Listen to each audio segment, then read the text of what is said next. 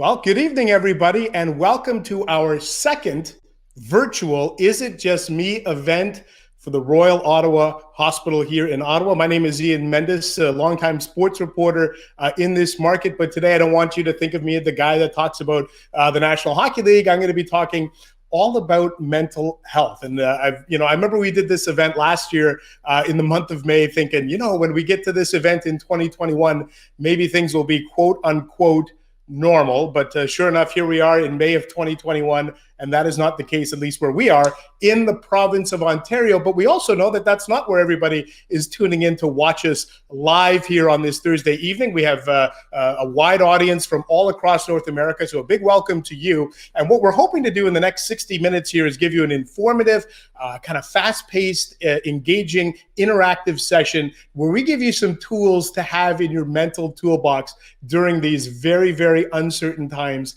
in the pandemic. Now, I talked about this being interactive. There's one thing I want you to jump on right now. Bottom of your screen, you're going to see an interactive poll. Just take a moment to answer those two questions if you can. If you haven't already given your answer to those questions, please do, because we're going to have our experts weigh in on kind of what those mean. The one thing I'm going to say, I wish that there was an option on question 2. It says I've gone through Netflix. There should totally be an option that says, oh, by the way, I've also gone through Crave and Amazon Prime and Disney Plus. Is there an option for that too? Because that's kind of how I feel the case is for a lot of us. Look, this is a very important week. This is Mental Health Week. We're right kind of smack dab in the middle of it here as well. This is the 10th year that the Is It Just Me program has been rolled out in school. So this really means a lot to us to be with you here on this Thursday evening. Like I said, this is live. There's an interactive poll and there's an interactive Q&A, okay? So we want you to ask questions. You see the little chat function there? Drop your questions in, and throughout the course of this evening, we'll try and get to your questions and get them answered by our panel of experts. Now, you see me wearing the purple, and every time I wear purple, you're thinking, I know what this is. This is a DIFD event. So very pleased to bring in Stephanie Richardson into the conversation here on this Thursday night, because Stephanie, obviously, DIFD means everything to you. So we can bring I think hopefully we've got Stephanie Richardson ready to go. There you go. And I promise you, Stephanie, I know you look at me and you say, hey, Ian, how come you always wear the same purple shirt? I promise you, when doors open up, I'm gonna go out and get myself a different purple shirt. How is Stephanie Richardson doing on this Thursday night? Great, thanks for having me. And I always have my swag on too, so I love it. I love to see you in purple. Yeah. Well, hey, listen, we do have, as I mentioned, we have lots of viewers with us here from across North America. And Stephanie, they might not be familiar with the DIFD campaign and the movement. Could you maybe share your thoughts of DIFD and how it all started? Sure. Yeah, it's really was born out of tragedy with the death of our daughter Darren by suicide. And what happened was, it was a group of incredible young people stepped up and wanted to make a difference. And other people saw themselves in the message. And also they recognized the feelings that they had never been able to place or name. So it kept growing. And as we see it tonight too, we have a fabulous young gal on with us, Hannah, and that it speaks to her, and she's willing to be so honest and vulnerable, but to want to make a difference and give other people the opportunity to get healthy and well and really embrace their life. If you don't mind expanding on that just for a quick second, Stephanie, because you know me, I'm a ringette dad. I'm always at the arenas, and sometimes I see these girls walking by with DIFD toques and DIFD scarves and socks and all the things. What does that mean to you when you happen? I'm sure you're just out in the community and you're in different places and you see a young person wearing some DIFD clothing. What does that mean to you? I love it. And it's really hard to articulate because it wasn't something that was planned. Again, the youth started it. And I think there was even a little bit of concerns at some point, like, oh, is this good? Or what does this mean? And the clinicians all weighed in and said, it's fabulous. It actually means that they want to talk and they recognize it. And they were the ones that pushed that forward. And it's been incredible. It's been absolutely overwhelming and incredible. And a woman in our community owns the company and she runs it all not for profit. And she worked in the high school cafeteria and she saw a need. And when the kids wanted it, she said, I will do this. Tell me what you want and I'll make you your items. And that's where it was born from. So I love to see it, and I'm very proud to wear it. Luke and I and Morgan always have our swag on too. Yeah, absolutely. And I see you've got a DIFD mug there too, if I'm not mistaken, that is just kind of out of the Yes, shop. I have my water in here. Yeah. Perfect. Hey, Stephanie, it's always great to have you here because, again, you and Luke have been the cornerstone of kind of the mental health movement, in particular with youth. Thanks so much for for joining us here to kick off this evening. And listen, we hope that you stay safe here in the months ahead. Thank you, Ian. All right, there goes Stephanie Richardson. Now, it is time for us to welcome our clinical experts. I told you that this was going to be a night. We want to leave you with some tools in your toolbox, so to speak, okay? Because this is really important. Your opportunity right now to connect directly with mental health experts in the field. So we're going to bring in a couple of guests right now. We're going to bring in Leanne Paisley, and I'm going to make sure that I get her title right. I don't want to undersell Leanne here. So Leanne is the addictions counselor, substance use and concurrent disorders at the Royal for more than 15 years. And I know she's desperately missing being on the ice. She's a skating coach, has a couple of kids as well, a teenager and a preteen. I know that she loves being around the rink and is missing that. So she's been a big part of the Is It Me campaign from the very beginning. And the other person we're going to bring in here is Mike Coulier. Mike is the manager of patient care services, substance abuse and concurrent disorders at the Royal. Mike and Leanne, over to you. Thanks, Ian. Good evening, everyone, and thank you for joining us. My name is Leanne, as Ian had said. Before we get started, I just want to thank Stephanie and Luke. It's been a wonderful 10 years so far with Is It Just Me? And thank you, Ian, for leading us in the conversation. As he started it off, we had hoped tonight we'd be in person. That was the plan a year ago. Unfortunately, Ontario is back in a lockdown. And so we're missing your faces, but we are grateful that you're joining us tonight. I think I had heard there was over 500 people registered, which is incredible. The auditorium only fits 200. So we are over double what we would normally do. And just as a quick shout out to anyone that's seen our Is It Just Me in person before, if you wouldn't mind just giving us a hello in the comments. We have lots of past co-leaders who are joining us tonight as participants, and they would love to see that you are joining us again. Mike? Hi, everyone. I'm Mike Coulier. I'm the manager of patient care services here at the Royal. I'm also a dad. I have 2 teenage daughters, and I have a loving partner at home, and I'm really excited about connecting with everyone tonight. So I've been told by our producers that the first poll is up and ready. So we're going to share what you guys have shared with us this evening so far. So thank you for participating. For those of you that have been to an in-person Is It Just Me, you will know that the team up at the front of the auditorium is constantly trying to get people engaged. So use the comment function, ask questions throughout the evening. Know that we are sending imaginary stress ball brains your way. And here's what you guys have told us so far. So interesting that you're kind of leading where I was. I'm all of the above. On every day, things are different. And it looks like you guys are sort of in the same boat, where some days are good, some days are not so great. And that some days it's everything. You're feeling all of the feelings. And so that's what we wanted to be participating with you guys tonight about in particular, just about what this has been like, and then spend a little bit of time on what can we do with what's going on for us. So when we look at recognizing our feelings, it's really important that over the course of this last 14 months, that our feelings and our mood has changed dramatically. And we have to recognize that this is an event that has never happened in our lifetime. And we need to focus on how we are going to cope and what we're going to do to prepare ourselves, because there is light at the end of the tunnel.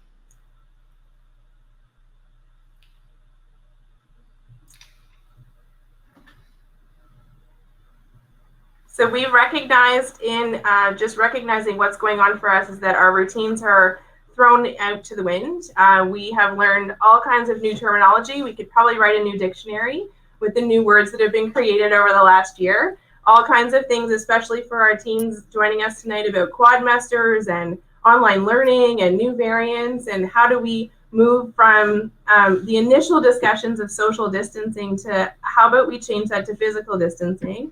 The idea that, you as youth are going through this at the same time that your parents are going through this, and your coaches are going through this, and your teachers are going through this, and we're all sort of on this emotional roller coaster together. And every day seems different. Our roles are changing, our routines are changing, and we're constantly in tune to what's been happening in the media about what's going to happen next for us, with lots of drastic differences across the board.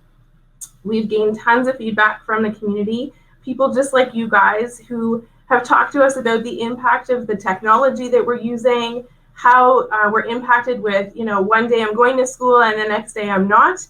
What does that look like when I'm in a 14-day isolation? I know that's happened to my teenager twice now in the last 3 months, and what that means to the rest of us as trying to support her through a closed door.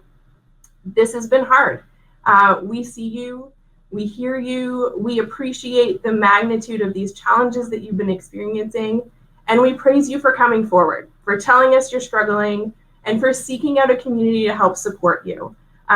We want to take the rest of this evening to have that discussion about coping, and I just want to put a little plug to the Royal this week. All the posters and signs that we experienced at the beginning of the pandemic about heroes and thank you, we've actually done that back out. So I don't know if anyone's driven down Carling Avenue in the last couple of days, but all of the exterior windows facing Carling Avenue now have messages of hope, and messages of hope around mental wellness,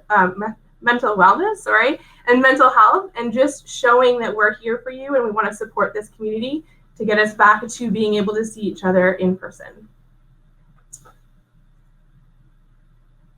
So this is our second poll, so we'll send it to Mike.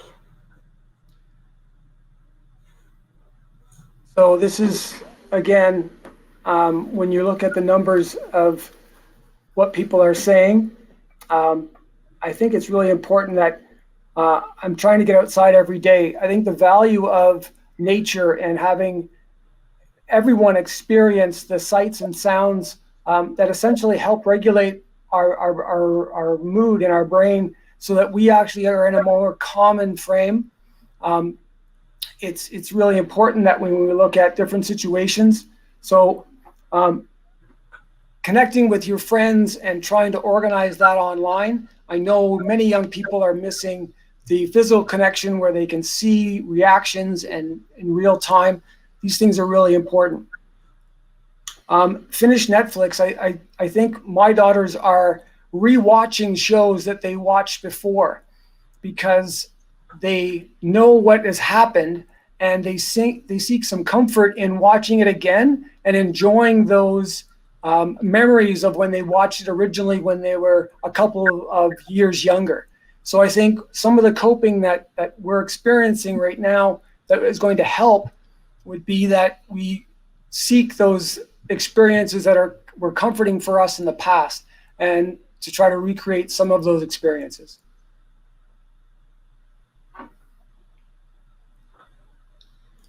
So when we look at ideas for coping, I like to describe coping in this definition as any activity or behavior that we are involved ourselves in that helps us deal with difficult feelings and difficult situations. Now, depending on what is going on for you right now, you may be in a situation where you are going to try different coping strategies or different coping methods to provide yourself some relief. So when we look at the basics, I would say that we need to have a foundation before we build anything that reaches higher heights. So if you see your way through stress, and when we say see, it's sleep, eat, and exercise. And for sleep, we really need to have a sleep hygiene or a sleep routine.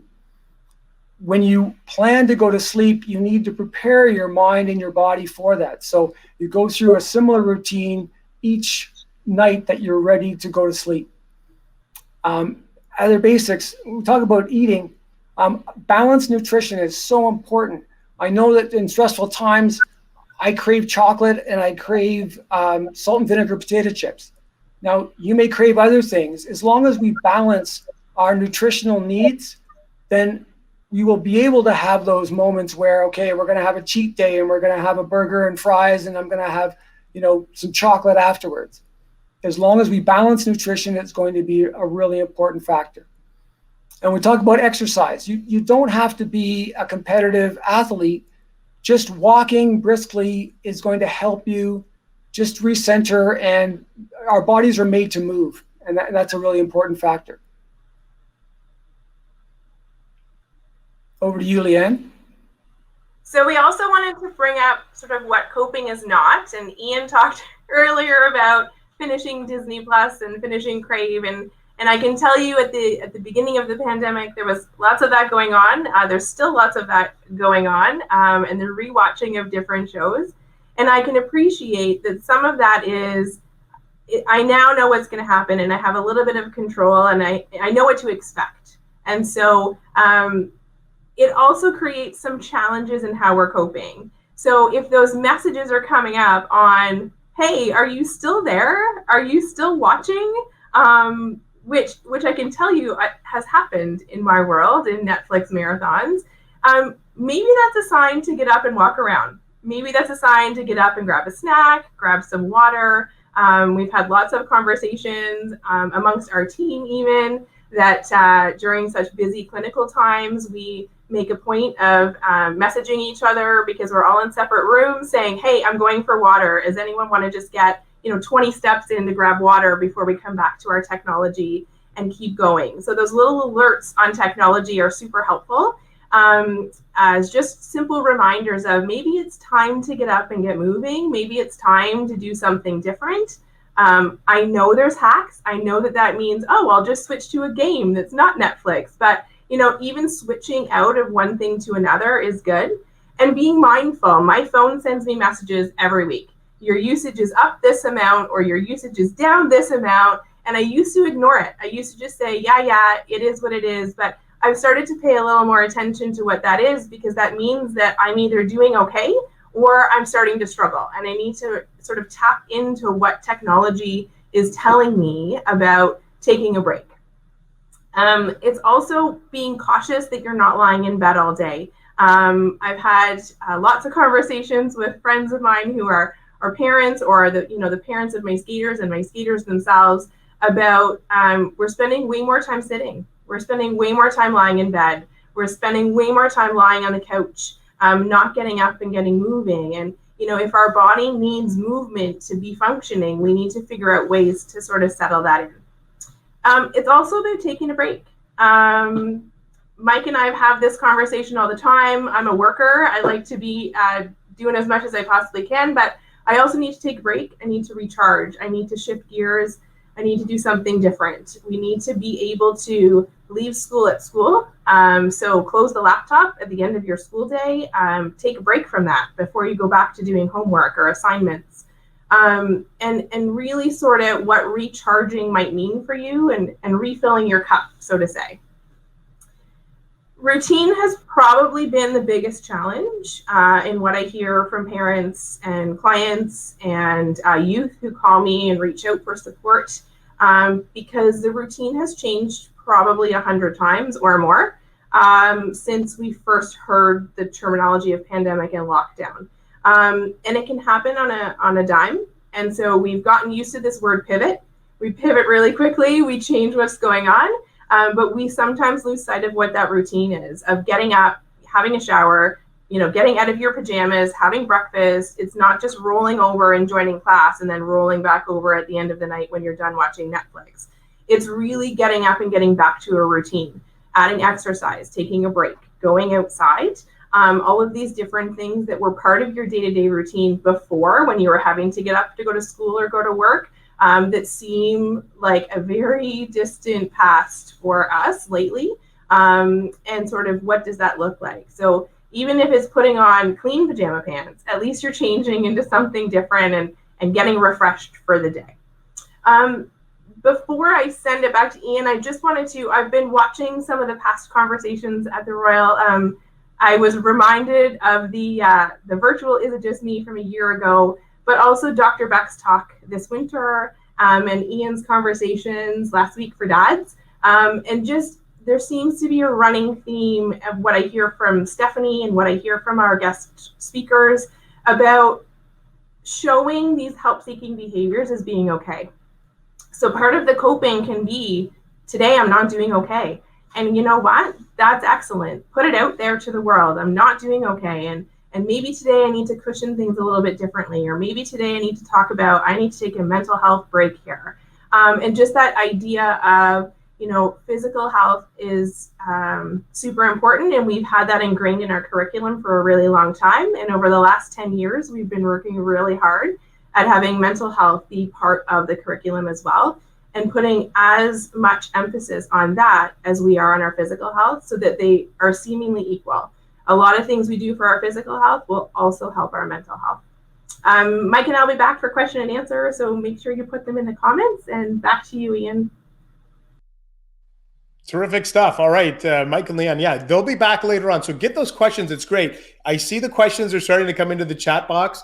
And don't worry, we will leave them anonymous. I know sometimes people aren't sure if they want their name out. It's okay. Just get your questions in there. I will moderate the chat coming up, and by all means, Mike and Leanne will be back at about 20 minutes or so, 25 minutes, to help us wrap this up. And when you had Stephanie Richardson on, Stephanie told me that one of her favorite things is walking around in Ottawa or elsewhere and seeing a young person wearing a purple DIFD shirt or a toque or something like that. And we're going to bring in a young woman who fits that description to a T. We say hello to Hannah, who's a grade 10 student at St. Joe's High School, just around the corner from me. I live in Barhaven with my family. It's just around the corner, St. Joe's High School. We bring Hannah in because this is great timing. Not only does Hannah have a huge interest in mental health, she actually helped launch a DIFD program and initiative at her school today. So the timing is perfect.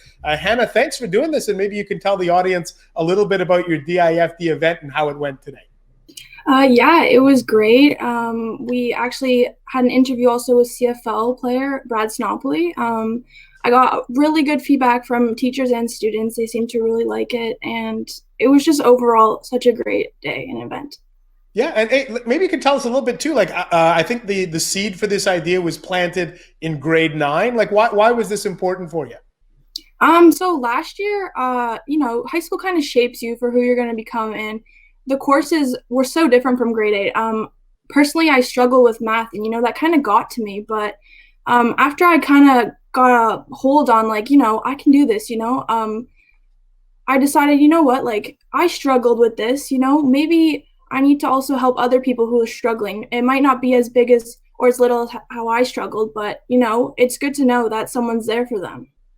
Yeah, and that's really well said. And I think that's important, right? And this is what Leanne was talking about. It's okay to admit you're not okay. And I really like that message coming from Leanne, but I think I like it even more coming from you, Hannah, because it's peer-to-peer stuff that really matters. And if you're, 15 years old and you're able to help another 15-year-old, you have no idea of how much that means. So what's it been like for you year over year? We talk about, how the school system, it feels like the rug got pulled out from underneath you. How would you compare last year at school to kind of where we're at this year?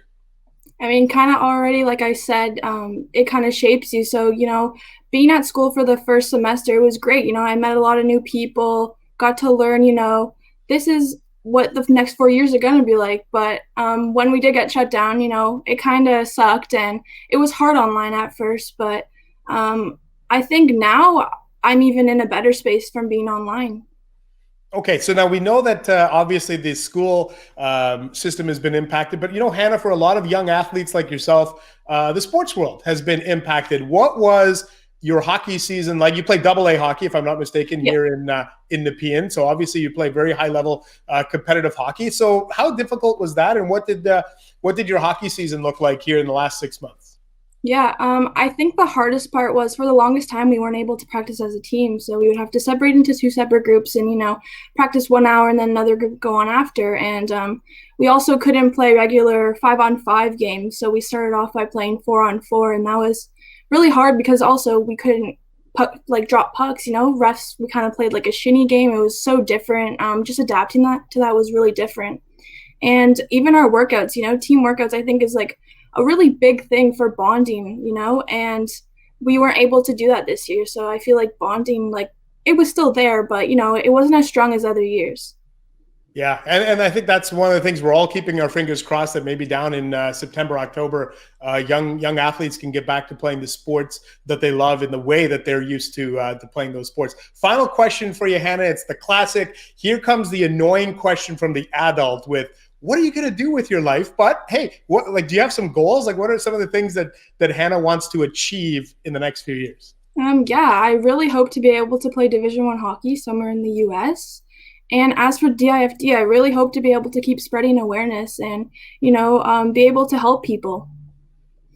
Well, that's well said. And I can promise you, I know that when you say that you want to play high-level collegiate hockey and DIFD is near and dear to your heart, I know Stephanie Richardson loves that message. I know Luke would too. Hannah, thanks so much for doing this. Thanks for being a wonderful advocate in our community for mental health. And we wish you the very best, and fingers crossed your hockey season will be back to normal next year. Thank you so much. This is terrific. What a great conversation. What a terrific young woman there that Hannah is. We're proud to have her as part of our community and part of the DIFD initiative. At the beginning of this conversation, I told you, hey, look, I'm a sports reporter. I don't want you to think about me as a sports reporter. And then what do? We bring in a AA hockey player like Hannah. And then coming up, we got the head coach of the Ottawa REDBLACKS, Paul Lapolice, and Mike Kostka, former National Hockey League player. Mike, actually, speaking of the Barrhaven connection, Mike learned to skate here in Barrhaven when he was 4 years old. Why don't we bring them in? Paul Lapolice, head coach, as I mentioned, of the Ottawa REDBLACKS, and Mike Kostka, former NHLer, and I think you've taken a wonderful career path that we'll get into here. Gentlemen, thanks so much for doing this. And Paul, maybe I'll start with you, because I think there's a lot of people who are really curious how you coach, how you teach. You've got 3 kids of your own too, Paul, but how the pandemic has kind of affected your ability to coach and be a parent. Well, the one thing I think we always talk with our players about is you have to have the ability in a sports, any type of sport you're playing. How do you adapt, improvise, and overcome? So that's the biggest thing. We want people who are very adaptable, figure out what's happening, and then just overcome whatever challenges that are. So, we've done so many different things to adapt it, at least in our house, to try to make it a place where we can all do our work, but still be a family and still have time to be a family, but also time to go to work. I have done all our draft prep. We just had our draft last night. I was actually in our treehouse. It had power, it had internet, so I went out there while the kids were homeschooled inside, and so we just got to find different ways to adapt to all the things that happen. Okay, that's quite the mental image. You helping draft CFL players from a treehouse. I love that. All right, nothing says pandemic like that. Mike Kostka, we'll bring you into the conversation here too. And Mike, I mentioned not only a former NHLer, but you take a real interest in the topic of mental health. And maybe you can let our audience know kind of what you've been doing in your post-playing career. Yeah, well, I started by trying to get my camera high enough so you guys aren't looking down at me here on the screen. But I retired about 3 years ago now, and I had done my undergrad in psychology, and psychology was always an interesting topic to me. Throughout my career, the mental side of the game was always really important, considering how much well-being and mental health is involved in consideration of how it supports your performance. That was always something that I took interest in. So since then, I've gone back. I went to the University of Ottawa. I finished my master's. A bit of a mouthful of a program, but it's a concentration in consultation and intervention. So essentially, it's an applied sports psychology program. And I graduated a couple months ago. So now working as a mental performance consultant with athletes, trying to support them in their performance goals, as well as supporting them with their well-being.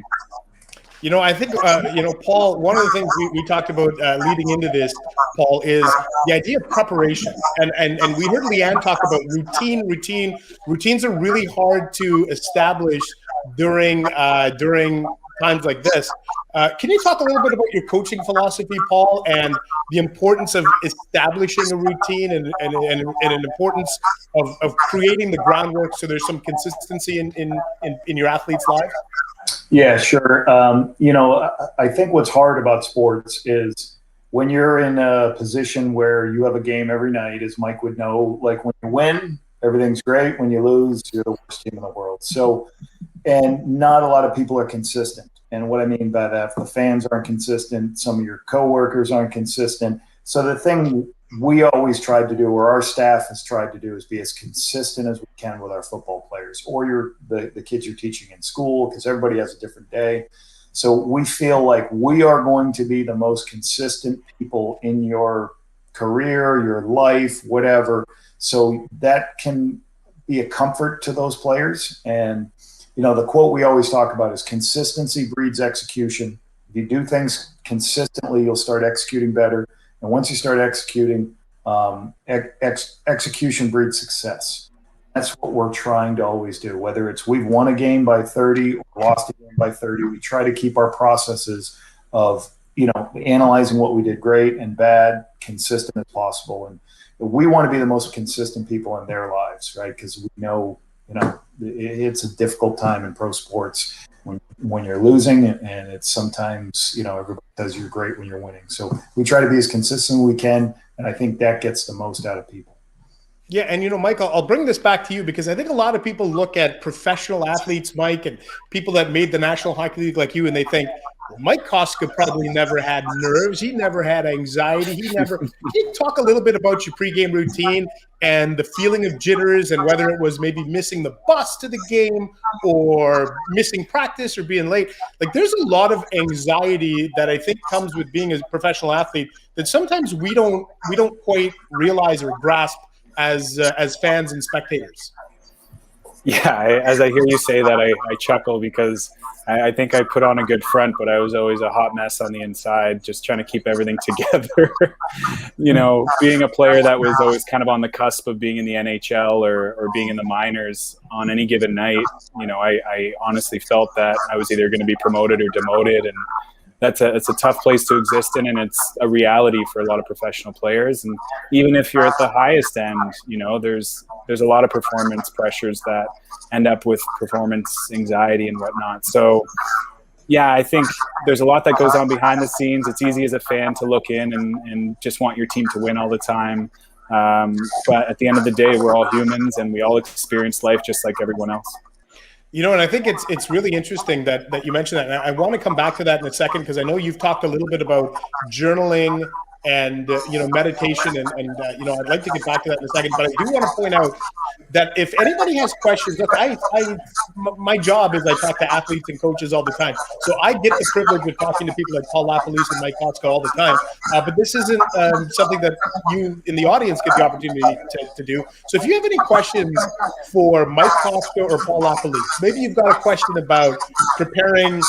You've got a son or daughter who plays sports, or maybe you're a coach or an athlete, and you're not sure about routines, and you got some look, you got two wonderful people here to kind of pick their brains in the next few minutes. So just fire a question into the chat function, and I'll try and get that.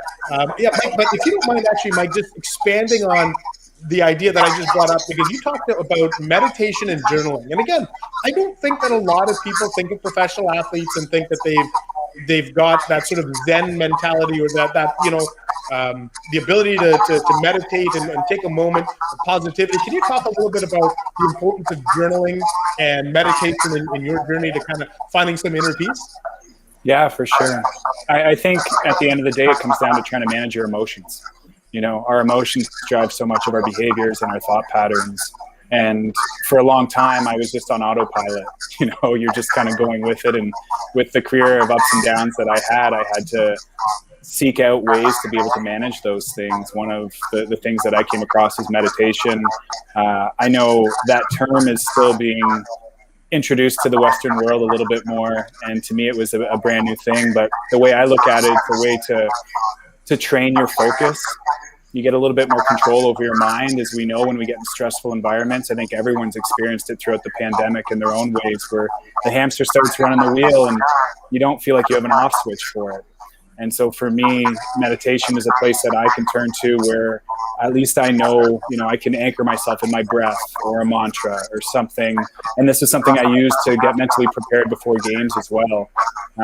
Just the second part you mentioned, journaling, another good place where, you know, it's not always easy to talk about what you're going through or even understand how to communicate that. And I think just throwing it down on paper, throwing it on a place where, hey, no one has to see it. Maybe it's something you want to share, but it just helps you start to sort through what your experience is, and it can relieve some of the pressure you're experiencing.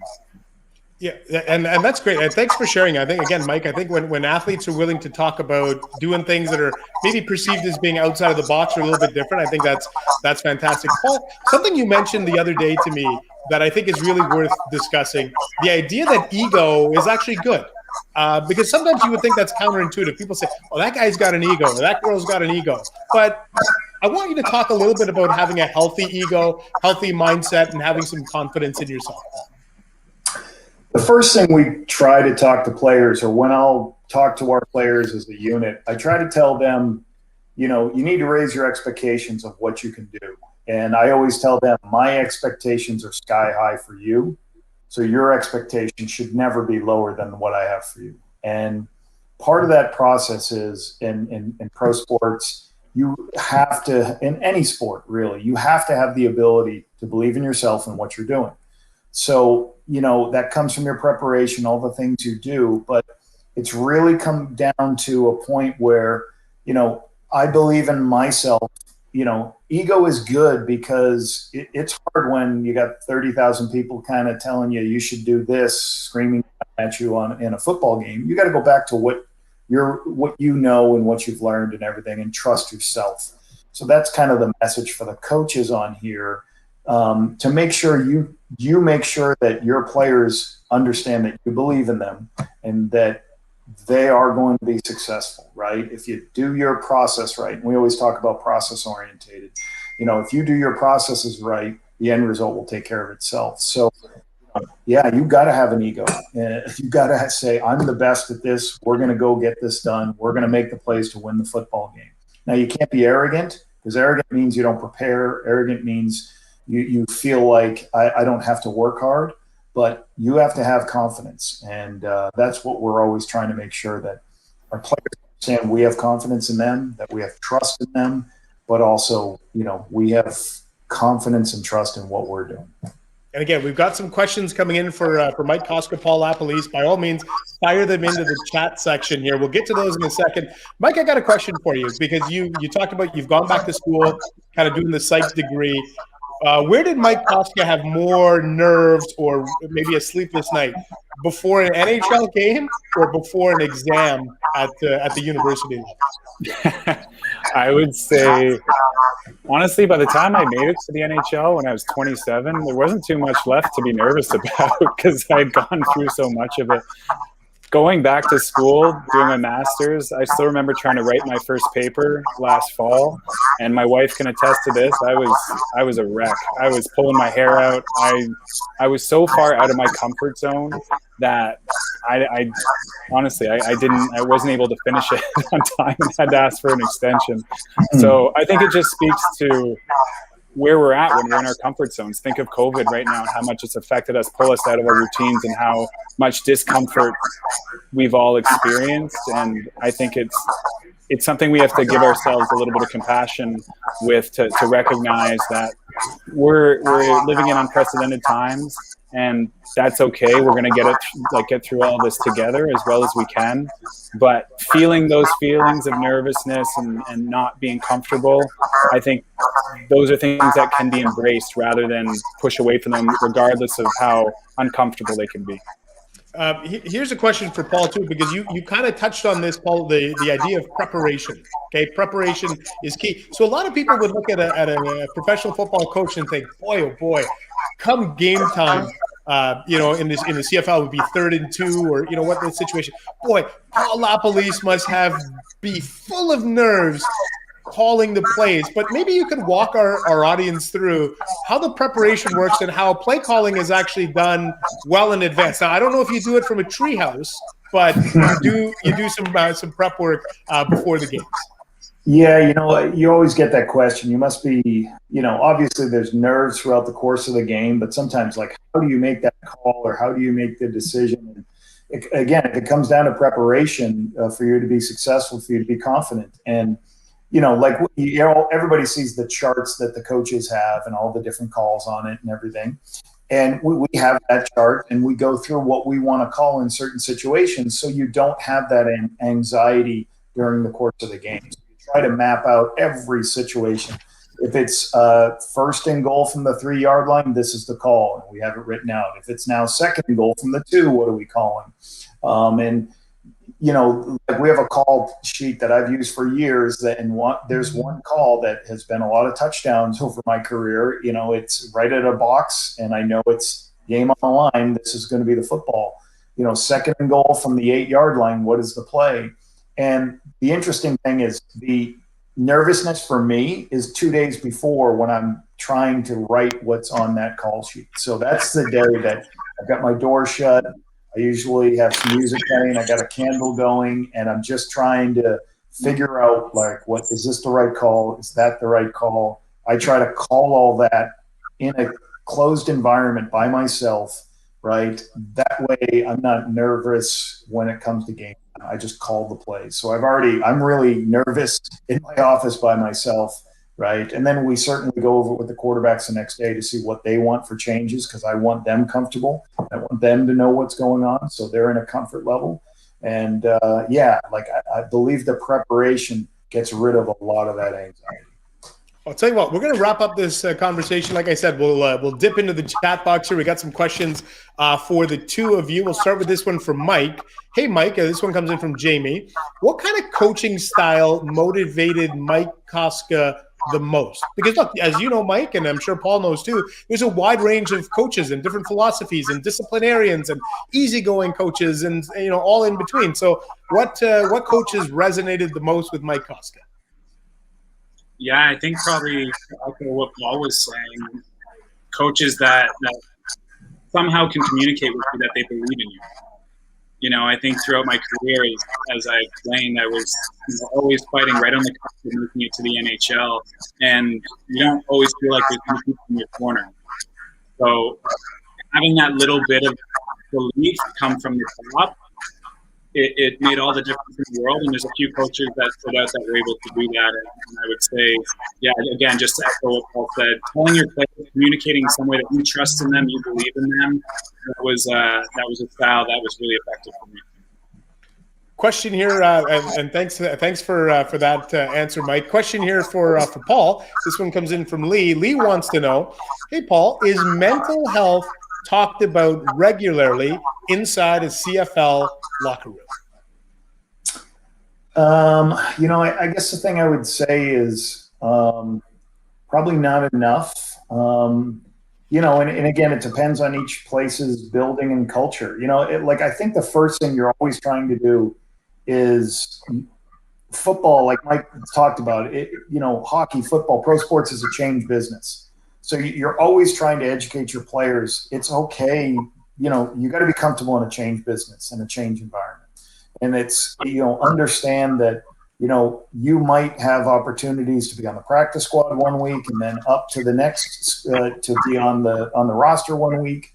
So I think for the mental health, I always try to go back to, you know, I don't want my coaches I always want our coaches to be building our players up.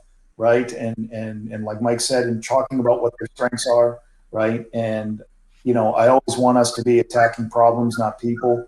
Right. And figuring out ways to, once again, make sure that the players believe that, you know, they can do great things. And I hope if you create an environment, you know, they're always in a positive state. Now, I've worked at places where the environment's terrible because there's not a lot of belief you can win, or there's not a lot of belief you go, oh, they don't want to go in. You don't want to go into practice. And everything we've done, and it's interesting, me going to the REDBLACKS, you know, the bigger things we've done at the REDBLACKS have been trying to create environments where the offensive line has breakfast together and hangs out, right? Trying to create places in the locker room where I went and got a little basketball court, you know, like one of those little Nerf basketball hoops, so the guys can hang out in the locker room after. Now, obviously, this is pre-COVID, but you're just trying to create an environment where guys love it and don't want to leave, right? And hopefully that creates an area where guys, you know, can get rid of you always try to because every day you're going to get a kid come in and he's going to have something going on in his life that's hard. We're going to try to say, hopefully this can be the time that you can just concentrate on football and focus. But we certainly could be talking more about the mental health of the players, you know, when we get opportunities. I'm sure we could do more. You know, and of all the things you said there, Paul, the thing that really resonated with me was your phrase, attack problems, not people. I think that's great advice. You know what? I think you should print that on a t-shirt. Attack problems, not people. Final question to you, Mike Kostka, that comes in from a fellow Mike who wants to know, what are the best tips before hitting the ice to calm your nerves? I would say have a consistent mental preparation routine.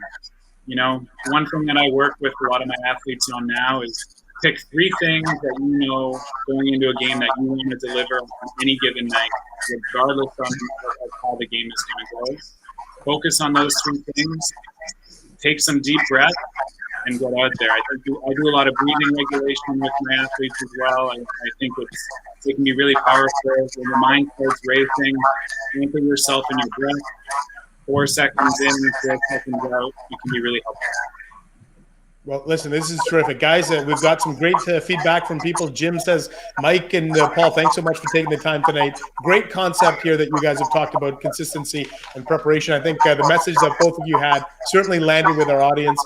Paul Lapolice, Mike Kostka, thanks so much for being leaders in our community on this initiative. Paul, we fingers crossed to get that CFL season kicked off and try to get a Grey Cup championship back here to Ottawa. And Mike, best of luck in your future endeavors, because it sounds like you're going to be able to marry your sports world and kind of this interest in mental health and use that moving forward. Thanks so much for doing this, guys. Thank you. Thanks, Ian.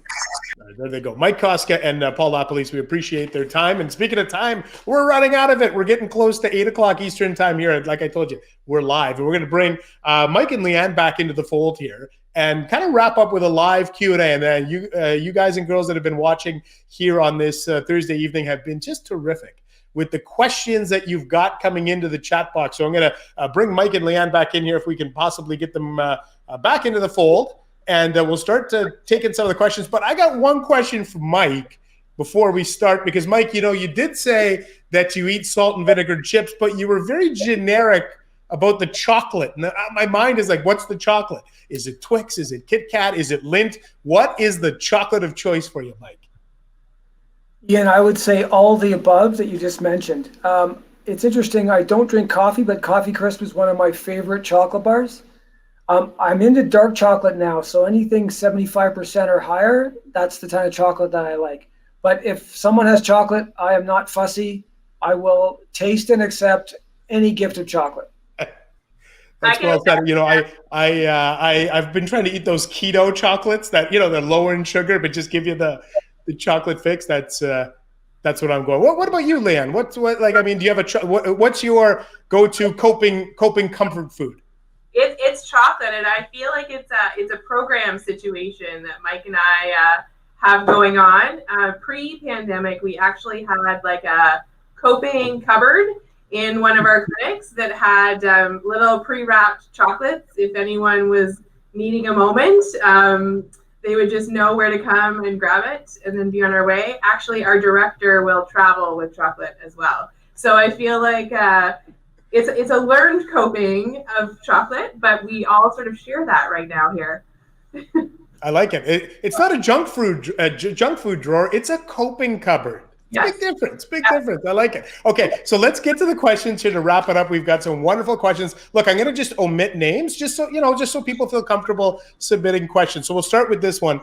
We got a question coming in. I assume it looks like probably from a younger person saying, "How can I bring up my feelings to my parents?" So I don't know if it's a better question for Leanne or Mike, but go ahead. How can I bring up my feelings to my parents?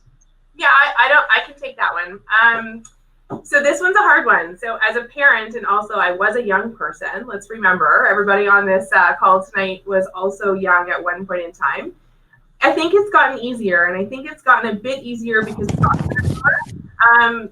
It's talked about it more in the context of, you know, if you want to bring something up to your parents, I liked Paul was saying, like, the idea of consistency and prepare. So we actually encourage people to practice with us. If you want to talk to your parents about something that's hard, find someone you feel comfortable with and actually practice it.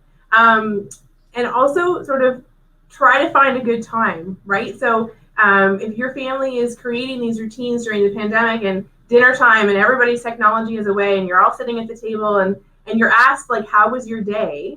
And the answer fine is probably not what your parents are looking for.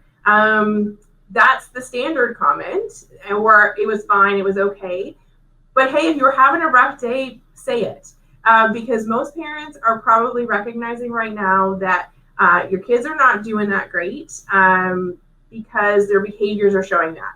They're spending more time in bed, or they're kind of hiding away from you in the house, and they're not really engaging. They've stopped doing video calls with family members or friends. So that conversation is, if you're really scared about it, you can practice it with a friend. You can write down what you want to say. You can bring it up at a time where you feel like there's like cushion to be able to explore that. But that idea of, embracing those feelings, like what Mike was saying, like you got to embrace that and kind of recognize them and put them somewhere, is going to help you in that conversation.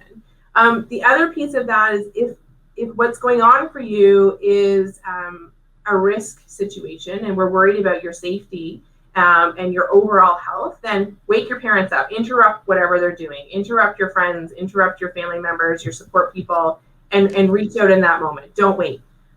Because we want to make sure that you're safe. And just want to add, as a parent, you need to be ready and willing to listen, because I've grown in my parenting. I turn the TV off. I move away from what's distracting me, and I focus on when my teen wants to talk to me. Nothing else is more important, and I have to prove that to them by focusing on what they've taken a lot of internal fortitude and courage to come up and actually talk about their feelings. You as a parent need to be ready and willing to put everything else aside, whether it's your phone, your TV program, or something else that you're doing. That opportunity may not come up as quickly as you would want it to, and grasp that. You know what? I really like that advice, Mike, because again, it's a two-sided equation, right? You need someone to talk, but you need someone to listen. And as parents, a lot of us grew up in that generation where we as kids didn't have the ability to express our feelings. So now that we're parents, it's a new world, and we're all kind of learning at this. And I really appreciate that type of advice for parents to make sure that you're listening. Here's another question. And again, one of our goals tonight in this live presentation was to leave people with tangible, I think I said tools in the toolbox. And so this is a great question right up that alley. And I don't know, Mike, you want to start with this one, or Leanne? But the question is, what are 3 coping strategies to overcome my anxiety? So it's a great question. And I think that we have to start with any coping strategy that someone suggests or that you learn about. You really have to see if it's going to work for you.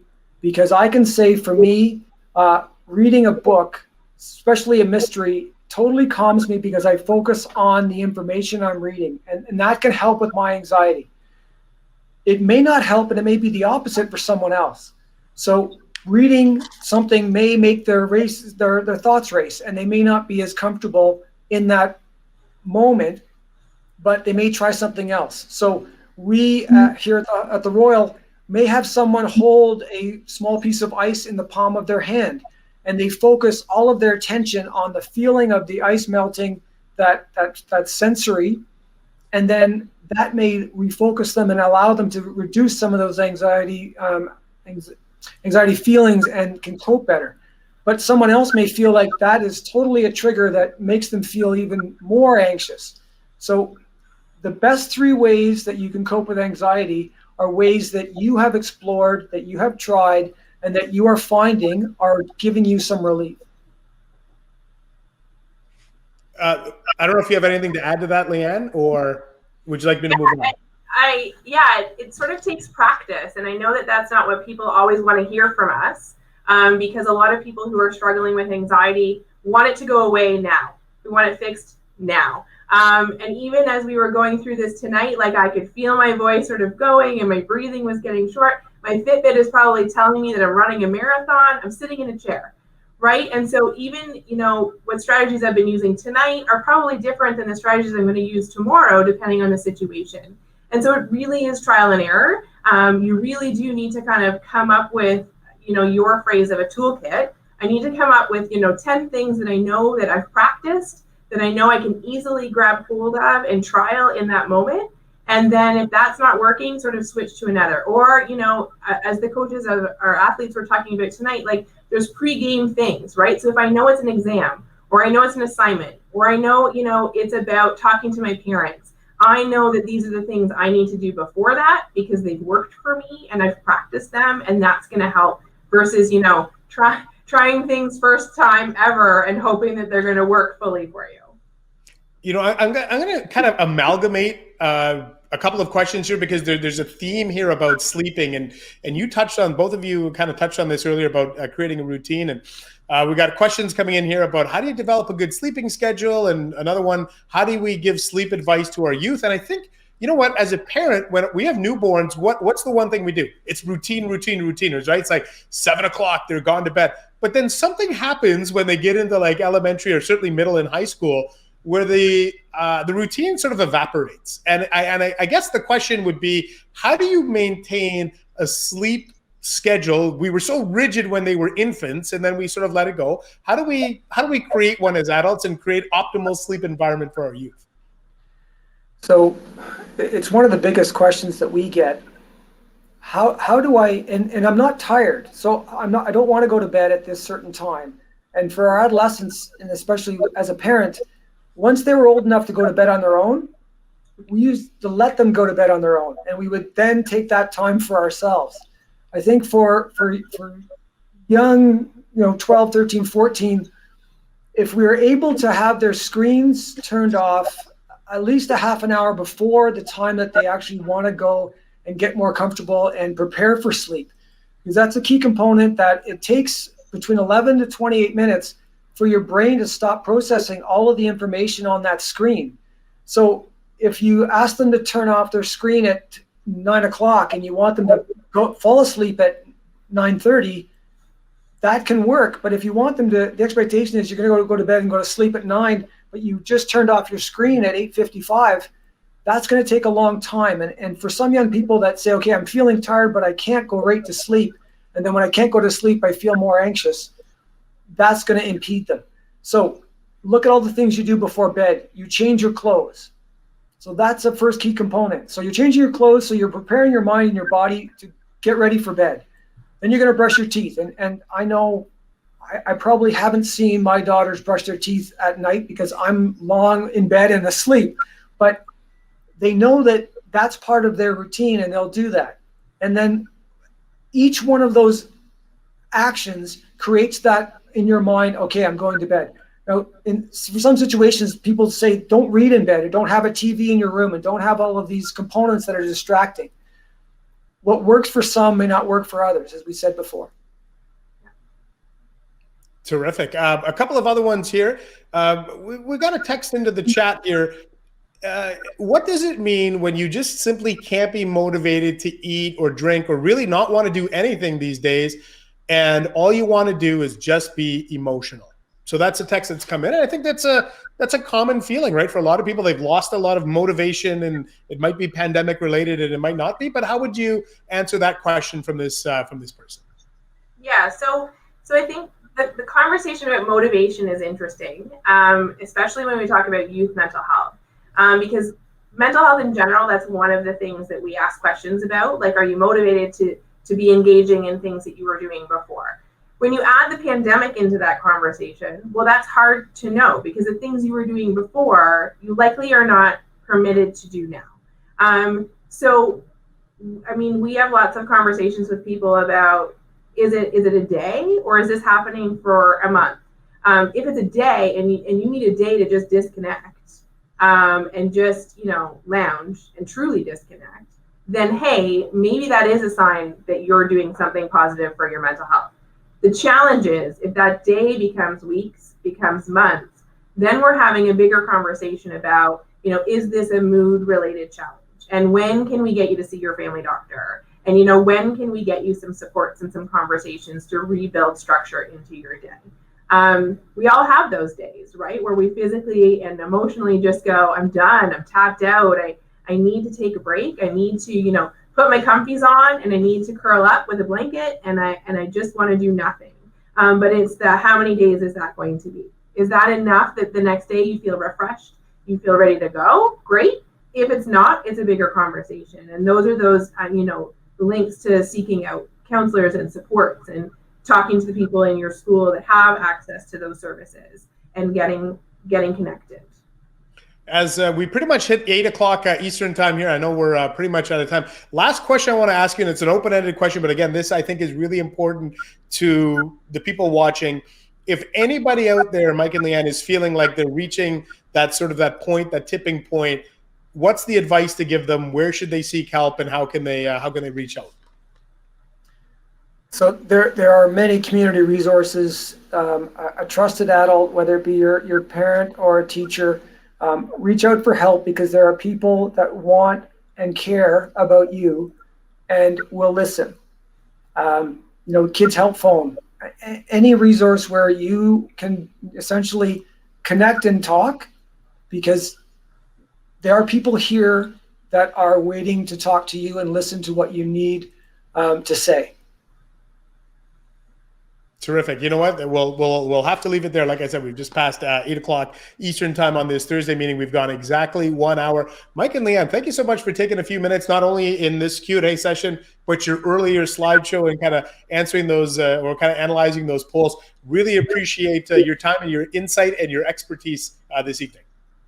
Thanks, Ian. Thank you. Thanks, Ian. All right, and not only was it great to have Mike and Leanne, it was great to have Stephanie Richardson and Hannah and Paul Lapolice and Mike Kostka. So on behalf of all of them, thank you very much for tuning in to this Is It Just Me virtual presentation. Hey, just below your video player, you're going to see some Royal events that are coming up and different opportunities where you can support the hospital. So please, I encourage you to check those out. I also encourage you, if you have the opportunity coming up, the Ottawa Senators will play their final home game of this pandemic-shortened season coming up on Wednesday night, and circle the calendar because it is the 50-50 that night from the Senators Community Fund will go towards the Royal Ottawa Hospital. So this is every the last handful of games, Senators have been allocating their 50-50 funds to different charitable organizations. Last game of the year just happens to be for the Royal. And I know that Nick Paul, who's just, Nick has been great about talking about his own mental health journey and using meditation and reflection and those types of techniques when he was going through some tough stretches. I know that Nick is forming a partnership, I believe, with the Royal, and there should be some exciting things on the horizon there. So again, Wednesday night, the Ottawa Senators, Toronto Maple Leafs, 50-50 proceeds will go towards the Royal. That concludes our live presentation here on this Thursday evening. And again, I hope everybody got a little bit of something or a tool to put into your toolbox to help you cope during these difficult times. Until the next time we see you, we hope that you stay safe, and we'll talk to you later.